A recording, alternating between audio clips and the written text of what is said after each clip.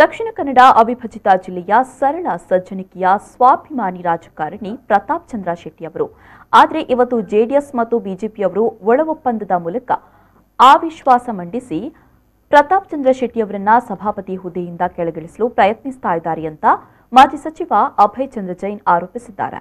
ಅವರು ಈ ಬಗ್ಗೆ ಮಂಗಳೂರಿನ ಪ್ರೆಸ್ ಕ್ಲಬ್ನಲ್ಲಿ ಸುದ್ದಿಗೋಷ್ಠಿ ನಡೆಸಿ ಮಾತನಾಡಿದರು।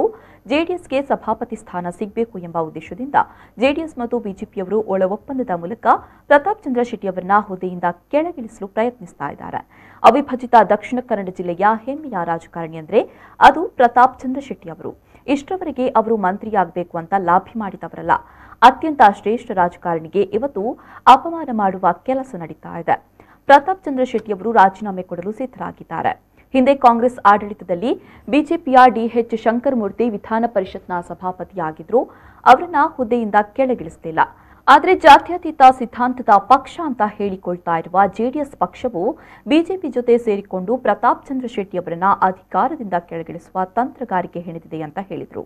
ಇವತ್ತು ಜಾತ್ಯತೀತ ಹಣಪಟ್ಟಿಯ ಜನತಾದಳ ಮತ್ತು ಬಿಜೆಪಿಯವರು ಒಟ್ಟಿಗೆ ಸೇರಿ ಪ್ರತಾಪ್ ಚಂದ್ರ ಶೆಟ್ಟಿ ರಾಜೀನಾಮೆ ಕೊಡಬೇಕು, ಜನತಾದಳಕ್ಕೆ ಅಧಿಕಾರ ಬೇಕು।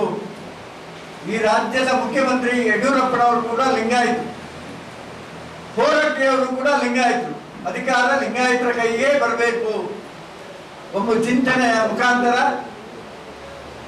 ಜನತಾದಳ ಮತ್ತು ಬಿಜೆಪಿಯ ಒಳ ಒಪ್ಪಂದದ ಮುಖಾಂತರ ಅವಿಶ್ವಾಸ ತರಲಿಕ್ಕೆ ಪ್ರಯತ್ನ ಮಾಡ್ತಾ ಇದ್ದಾರೆ। ಇವತ್ತು ಅವಿಭಾಜ್ಯ ದಕ್ಷಿಣ ಕನ್ನಡ ಜಿಲ್ಲೆಯ ಓರ್ವ ಹೆಮ್ಮೆಯ ರಾಜಕಾರಣಿ ಅಂತ ಹೇಳಿದ್ರೆ, ಯಾವುದೇ ಕಪ್ಪು ಚುಕ್ಕೆ ಇಲ್ಲದ ಒಬ್ಬ ರಾಜಕಾರಣಿ ಇದ್ರೆ ಅದು ಪ್ರತಾಪ್ ಚಂದ್ರ ಶೆಟ್ಟಿ।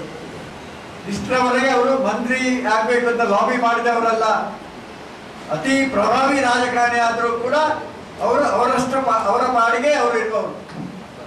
ಅಂತಹ ಓರ್ವ ಶ್ರೇಷ್ಠ ವ್ಯಕ್ತಿತ್ವದ ರಾಜಕಾರಣಿಗೆ ಇವತ್ತು ಅಪಮಾನ ಮಾಡ್ತಾ ಇದ್ದಾರೆ। ಈ ವೇಳೆ ಕಾಂಗ್ರೆಸ್ ಮುಖಂಡ ಮಿಥುನ್ ರೈ, ಮಂಗಳೂರು ಮಹಾನಗರ ಪಾಲಿಕೆ ಕಾರ್ಪೊರೇಟರ್ ಪ್ರವೀಣ್ ಚಂದ್ರ ಆಳ್ವ ಉಪಸ್ಥಿತರಿದ್ದರು।